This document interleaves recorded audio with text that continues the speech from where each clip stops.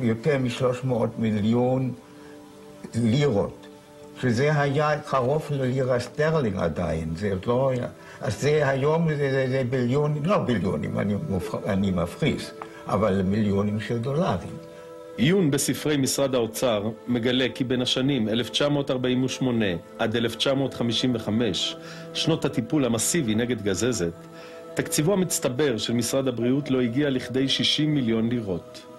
מניין באו למדינת ישראל הענייה 300 מיליון לירות עבור הטיפול בגזזת בלבד. הוצאה העולה על כל התקציב השנתי של המדינה. מדוע ההוצאה זו לא נרשמה כלל בספרי התקציב? קונצרן פיקר מספק את מרבית מכונות הרנטגן למדינת ישראל. הזיקה בין אותו קונצרן לבית החולים שהקים פרופסור שיבה נשמרת עד היום. האמריקאים הם המובילים של הקשר הזה בין ביזנס ומדע. בארצות הברית החל הטיפול בגזזת במתן הקרנות כבר בשנות ה-30. 20 שנה מאוחר יותר הוצפו בתי המשפט שלה בתביעות פיצויים בשל נזקי קרינה. בעוד השופטים האמריקאים מפצים את התובעים ביד רחבה, חיפש משרד הבריאות הפדרלי מדינת הגירה, בה יוכל לחקור באין מפריע תופעות לוואי סרטניות עקב הקרנות רנטגן.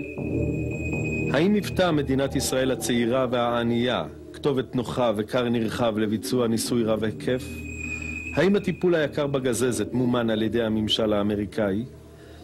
האם תזרים המזומנים היה מותנה בקצב התקדמות המחקר, ומכאן החיפזון והרשלנות? האם דוקטור שיבה לבדו היה בסוד העניינים? האם גם מדינת ישראל ידעה מה זוממת ארצות הברית ומה מסתתר תחת נדיבותה? או שמא ממשלת בן גוריון נפלה עצמה קורבן לממשלת ארצות הברית? והמדינה הייתה צעירה, לדעתי הם היו זקוקים מאוד לכסף, והיו מוכנים להתפשר על כל מיני דברים. גם, אז מצאו אותה כמטרה. היכן קבורים דוחות המעקב בין החוקרים הישראלים לעמיתיהם האמריקאים? לא נדע זאת לעולם, כל עוד גנזך המדינה לא יסיר את החיסיון על הפרוטוקולים הגנוזים של משרד הבריאות, עליו ניצח דוקטור שיבה באותן שנים.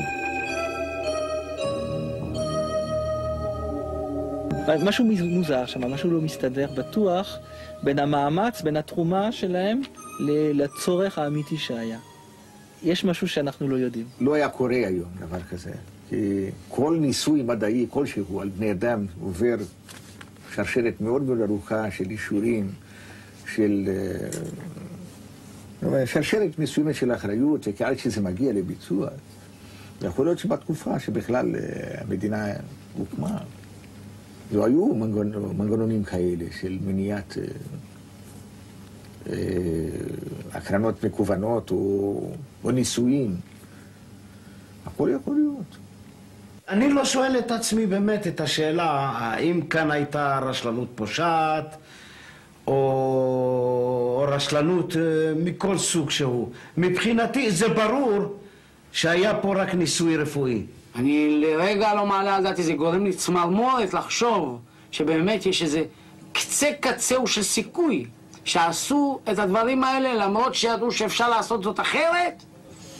זה מבחינתי, תאמין לי, סוף העולם. אז אני לא אנוח ולא אשקוט עד שתקום ועדת חקירה ממלכתית שתמצה את הדין עם כל מי שהיה שותף למעשה הזה.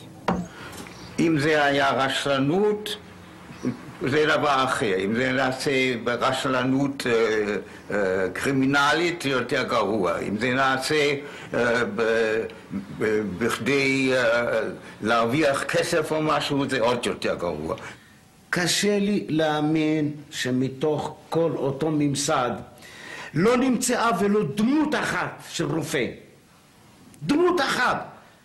שרק תפסיק את תהליך ההריסה הזה ותחשוב, רגע, מה אנחנו בעצם עושים לילדים האלה? שמה אנחנו מביאים עליהם איזו קטסטרופה? שמה אנחנו ממיתים עליהם שואה? מה אנחנו נספר אחר כך? אני מרגיש שיש כאן צו של לב, צו שעה, צו של מצפון, ובהחלט גם הצוואה שלי.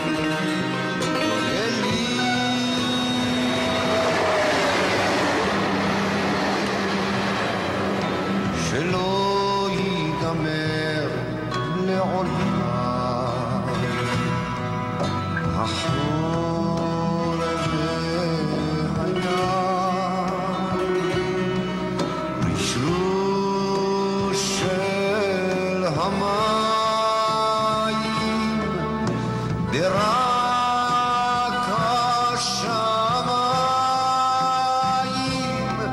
תפילה. Welcome back. You're watching Spotlight. I'm Mark Hertzgaard. Even before Israel's independence in 1948, dark-skinned Jews from North Africa and the Middle East were treated as second-class citizens, dominated by light-skinned Jews from Europe and the United States. Whether social eugenics was in fact the motivation for the mistreatment of the ringworm children is difficult to prove. But the discrimination and the horrendous health effects they suffered are indisputable. Before airing this documentary, Link TV called the Israeli embassy in Washington for comment.